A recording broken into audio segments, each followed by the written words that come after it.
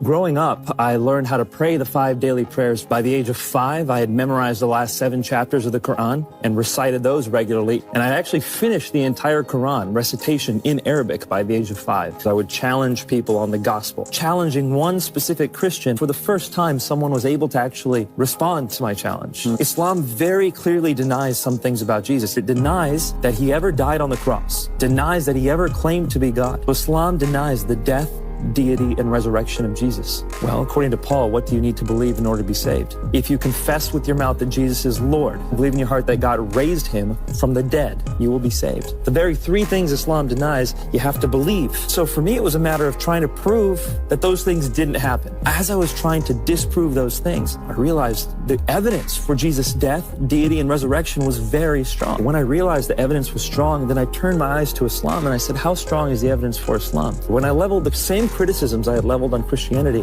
on Islam, the foundation fell apart. And so that's when it became a matter between me and God of actually asking him to show me the truth. The only way you can really get guidance directly from him is through dreams. This dream was powerful. In this dream, I was standing at the threshold of a narrow door. At the other side of this doorway was a room that was set with a feast. And I knew in my dream that that room was heaven. I wanted to get into that room, but I couldn't, because at the other end of the doorway was my friend David. I couldn't get in because he was blocking the way, and so I looked at him and I said, David, I thought we were going to eat together. And he says, you haven't responded. When I woke up, I told my friend David the dream. He said, Nabil, this dream is so clear. Just go to Luke chapter 13. And when I opened it up, there was a section there that was titled The Narrow Door. And when I saw it, my heart just stopped. What it says is Jesus was going through the towns and villages preaching the good news.